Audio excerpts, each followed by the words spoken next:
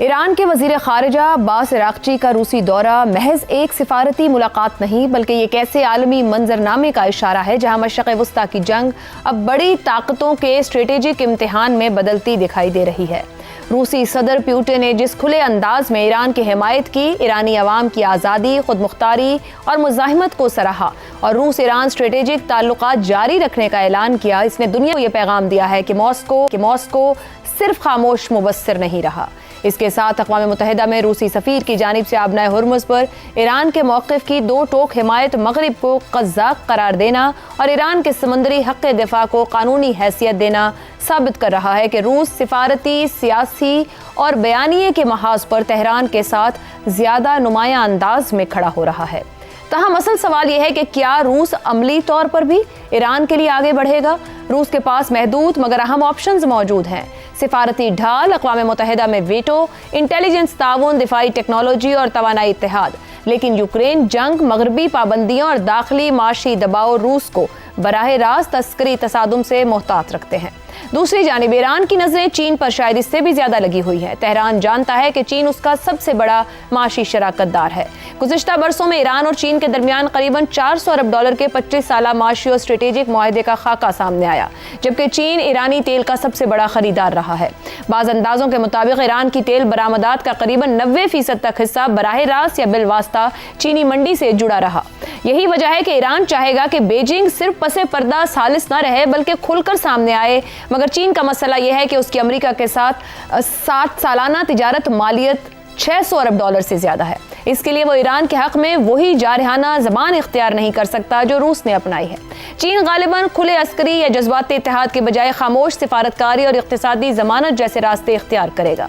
یہاں بنیادی فرق واضح ہے۔ روس ایران کے لیے سیاسی ڈھال بن سکتا ہے مگر چین معاشی آکسیجن۔ روس فوری بیانیہ دے سکتا ہے مگر کیا دیر پا معاہدے کے لیے چین کو ہی کردار ادا کرنا پڑے گا؟ سوال یہ ہے کہ اگر امریکہ ایران جنگ کے حل کے لیے ان میں سے کسی ایک طاقت کو زیادہ قابل قبول ثالث سمجھے تو وہ کون ہوگا؟ اسی زاویے سے پروگرام کے پہلو رکھیں گے۔ ہمارے ساتھ ہیں شہزاد چودھری، زیغم خان، عامر احمد خان اور حسن نثار صاحب۔ پروگرام کا سوال آپ سبھی کے لیے۔ پیوٹن سے اقوام متحدہ میں روسی سفیر تک، آبنائے ہرمز کی بندش پر ایران کی حمایت، مغرب قزاق قرار، کیا ماسکو محض سخت سفارتی پیغامات دینے تک ہی محدود رہے گا؟ زیغم صاحب، جو سٹیٹمنٹ روسی سفیر نے دیا، پیوٹن نے جس طریقے سے ویلکم کیا عراقچی کو، جو کچھ وہاں سے کہا گیا، دونوں موجود ہیں، روس اور چین، اور دونوں اہم حلیف ہیں ایران کے۔ ایک طرف ایک بڑی معاشی طاقت ہے تو دوسری طرف ایک اہم سفارتی عسکری طاقت، ثالثی کی تاریخ بھی رکھتا ہے ماسکو۔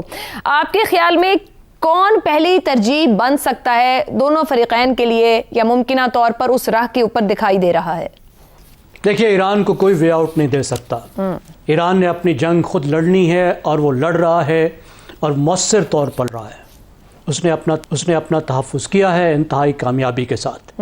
اس میں کوئی شک نہیں کہ روس اور چین کی مدد اس کو حاصل تھی، لیکن کبھی بھی روس اور چین عملی طور پر اس جنگ میں حصہ نہیں لیں گے، نہ ہی وہ اس کو بڑا ملٹری ہارڈ ویئر دیں گے۔ نہ انہوں نے دیا ہے، نہ انہوں نے جیٹ جہاز دیے ہیں، نہ انہوں نے نیوی کی کوئی سپورٹ دی ہے، نہ انہوں نے میزائل دیے ہیں، نہ کوئی بڑی تعداد میں کوئی ایئر ڈیفنس سسٹم دیا ہے۔ ایران نے جنگ غیر متوازن ایسیمیٹریکل وار کے طور پر لڑی ہے، جس میں اس طرح کی مدد کی ضرورت بھی نہیں ہے۔ دیکھیے، اس وقت اگر اس جنگ میں کسی کی لاٹری نکلی ہے تو اس بندے کا نام ولادیمیر پیوٹن ہے۔ مال بھی سب سے زیادہ وہ بنا رہا ہے، اور اس کی جو جنگ یوکرین میں چل رہی ہے اس میں بھی اس کو اس جنگ کی وجہ سے مدد ملی ہے۔ اس کی پوزیشن بھی مضبوط ہوئی ہے، اس کی بارگیننگ پوزیشن بھی بہتر ہوئی ہے۔ ابھی دیکھیے، اس ملاقات سے پہلے، اس وزٹ سے پہلے جو ایرانی وزیر خارجہ روس میں گئے ہیں، تو روس سفارتی مدد ایران کو دے رہا تھا، لیکن آپ دیکھیں اس کی ٹون اب بدل گئی ہے۔ اب وہ محتاط جو سفارتی امداد تھی، اس کی بجائے آپ کو ایسا لگ رہا ہے کہ وہ ایک کھلا پولیٹیکل بیکنگ کر رہا ہے، کم از کم ریٹرک میں، نیریٹو میں، بولنے میں۔ یہ مدد وہ کرتا رہے گا۔ اب ظاہر ہے یہ سفارتی مدد کا جو لیول ہے اس نے بڑھا دیا ہے، اور اگر بات یو این میں جائے گی، اور یو این میں بات جانا جو ہے وہ اب کوئی زیادہ اس کا امکان نہیں ہے، یو این کی کوئی اہمیت نہیں رہی، یو این کی ریزولوشن کی اہمیت نہیں رہی، وہاں ویٹو کی اہمیت نہیں رہی، لیکن وہ ویٹو کی مدد وہاں پہ اویلیبل ہے۔ روس اس اپروچ کی حمایت کر رہا ہے جو اپروچ پاکستان اور چین نے دنیا کو پیش کی تھی، امریکہ کو پیش کی تھی، ایران کو پیش کی تھی کہ ایک مرحلہ وار آپ ایک فریم ورک اپنائیں، سب سے پہلے تناؤ کو کم کریں، ہرمز کو کھولیں، اس کے بعد جو زیادہ لمبے اور سنجیدہ مسئلے ہیں جس طرح نیوکلیئر پروگرام کا مسئلہ ہے، جس طرح ایکسس آف ریزسٹنس کا مسئلہ ہے، اس کو بعد میں طے کریں۔ اس کو بھی روس بیک کر رہا ہے اور ایران بھی اب اسی کے اوپر آ گیا ہے، یہی بات کر رہا ہے جو پاکستان اور چین کا فریم ورک تھا۔ اب دیکھیے روس کیا کر سکتا ہے یا روس کیا کر رہا ہے جو وہ مزید کرے گا۔ وہ انٹیلیجنس سپورٹ یہ سمجھا جاتا ہے کہ وہ دے رہا ہے اور دیتا رہے گا۔ سیٹلائٹ ڈیٹا کے بغیر پریسین جو ٹارگیٹنگ ایران کر رہا ہے وہ ممکن نہیں تھی، ظاہر اس کو سیٹلائٹ ڈیٹا وہ دے رہا ہے۔ الیکٹرانک وارفیئر میں وہ مدد فراہم کر رہا ہے۔ ایئر ڈیفنس میں جو بھی کیپیبلٹی ایران کے پاس ہے تھوڑی یا زیادہ، اس میں بھی وہ اس کی مدد کر رہا ہے، لیکن یہ مدد اس طریقے سے اس نے کی ہے اور اس طریقے سے ہی کرے گا کہ یہ سب کچھ قابل انکار ہو۔ اگر کوئی کہے تو روس کہہ سکے نہیں میں نے تو زیغل صاحب یہ کہہ لوں کہ ریٹرک بیکنگ لاؤڈ رہے گی اور باقی ہڈن رہے گی۔ دیکھیے ہڈن رہے گی اور اس طریقے سے رہے گی جس کی وجہ سے ایران اپنی ایسیمیٹریکل وار جاری رکھ سکے۔ دیکھیں سیمیٹریکل وار کے لیے اس کو وہ ویپن نہیں چاہیے جن کو اگر براہ راست روس یا چین دیں تو پھر وہ ظاہر نظر بھی آئیں اور اس کی وجہ سے ڈائریکٹ ایک امریکہ کے ساتھ اور یورپ کے ساتھ ایک کنفلکٹ پیدا ہو جائے ان ملکوں کا۔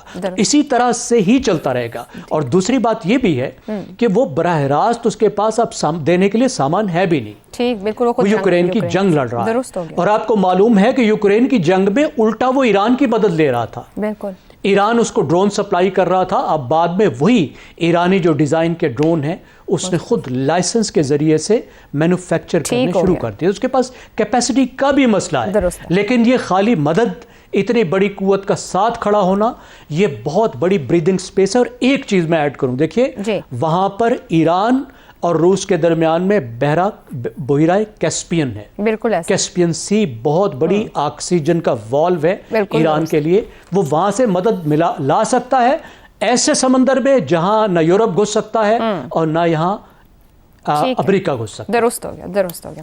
حسن نثار صاحب، اقوام متحدہ میں روسی سفیر آبنائے ہرمز کی بندش پر ایران کی حمایت کر رہے ہیں اور مغرب کو بحری قزاق قرار دے رہے ہیں۔ یہ لفظی حملہ کہا جائے کہ اس حد تک ہی روس کرے گا یا پھر مغربی نظام کے خلاف ایک بڑی سفارتی بغاوت بھی کہا جا سکتا ہے؟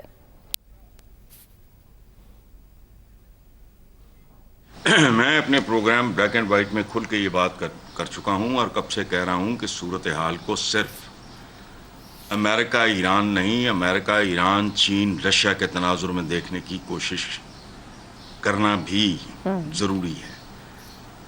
تو تفصیلیں عرض کر چکا ہوں میں اپنا بلیک اینڈ وائٹ میں، اور یہاں تک کہ میں خطے کی جو دوسری چائنا کے